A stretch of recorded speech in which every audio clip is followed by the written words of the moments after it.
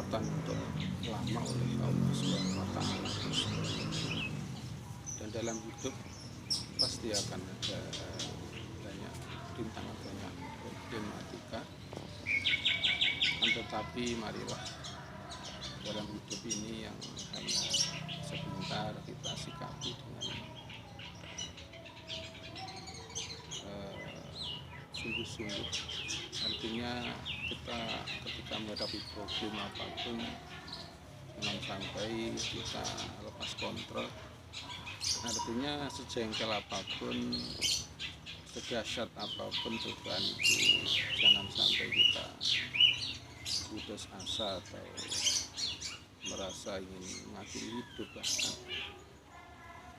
Bahkan suatu ketika ada orang yang putus asa ingin mati rasanya karena cobaan hidup terlalu berat, maka Imam Al-Ghazali memberi saran untuk pergi ke daerah pekuburan, karena di sana orang-orang yang sudah dahulu dipanggil Allah itu hanya satu keinginannya, yaitu ingin dibangkitkan lagi dari kubur untuk dihidupkan walau sebentar di dunia untuk memperbaiki amalan, memperbaiki tauhidnya kepada Allah, untuk bekal nantinya di perjalanan yang panjang di akhirat kelak.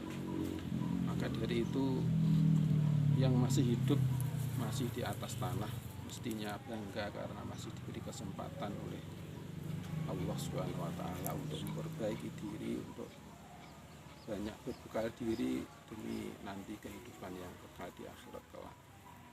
Itulah solusi Al-Ghazali yang saya kira sangat jitu. Dan tidak kalah penting lagi, hidup ini harus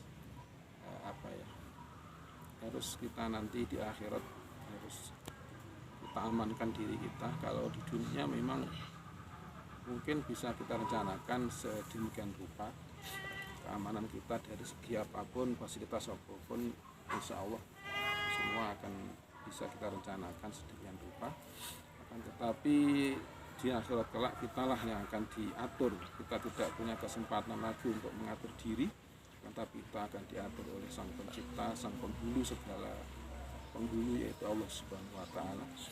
Maka darinya mari kita lakukan semaksimal mungkin saran Rasulullah SAW. Ada 3 solusi yang bisa kita lakukan untuk bisa nanti di akhirat kita diamankan, kita menjadi orang-orang yang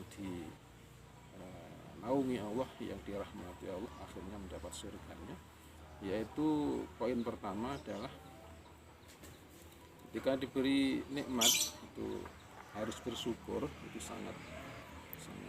sudah sangat umum, sudah sangat banyak dikatakan, difatwakan oleh banyak balik. Akan tapi bukti atau praktek dari syukur itu sendiri memang sangat sulit, karena sudah dinas di dalam Al-Quran, wa qalilum min ibadiyas syakur, sangat sedikit dari hamba-hambaku yang akan bisa bersyukur.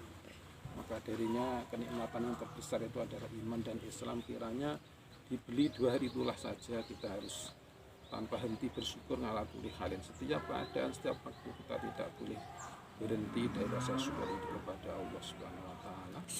Tidak usah menanti nikmat dunia yang berupa jabatan, uang, ataulah apa saja. Tapi sudah lebih dari cukup kita diberi nikmat Islam dan iman itu sendiri.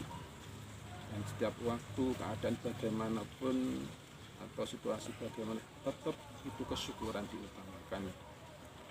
Potensi manusia memang kufur bukan syukur. Marilah kita ambil yang poin yang syukur agar kita nanti di akhirat.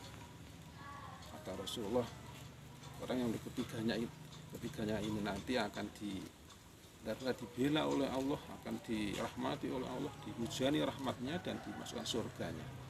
Itu yang pertama, poin adalah kesyukuran. Yang kedua adalah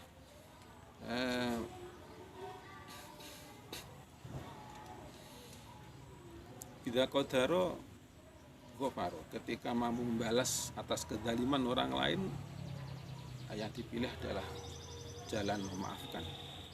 Jadi manusia itu potensinya adalah membalas dendam atau juga punya potensi memaafkan, tapi dia pilih memaafkan karena itu solusi jitu untuk keamanan di akhirat, agar dilindungi, dirahmati Allah dan nanti di surganya.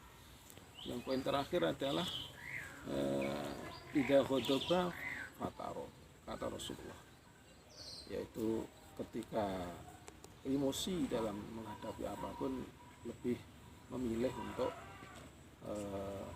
itu. Ketika emosi atau kita marah itu bisa lebih memilih untuk mengendorkan, katakanlah mendinginkan daripada memanaskan diri atau memanaskan suasana. Lebih baik memilih yaitu mendinginkan agar diri ini lebih rileks, terjaga, nyaman, dan itu janji Allah. Kita harus mampu melaksanakan ketiganya agar kita nanti benar-benar di akhirat diamankan, dirahmati, dan dikirim ke surganya Allah sebelum orang-orang dihisab sedemikian rupa oleh Allah Subhanahu wa Ta'ala. Yaitu kata Rasulullah, pesan Rasulullah 3 tadi. Yang pertama yaitu tadi, yang kedua ya sudah jelas, yang ketiga ya seperti. Semoga kita harapannya bisa melaksanakan pesan beliau Rasulullah SAW, yang akhirnya kita menjadi hamba yang benar-benar sakinah, hidupnya tenang di dunia, dan nanti di akhirat kita benar-benar keamanan dijamin oleh Allah SWT. Semoga bisa. Amin ya rabbal alamin. Sekian, ihdinas siratal mustaqim, wa afu minkum. Assalamualaikum warahmatullahi wabarakatuh.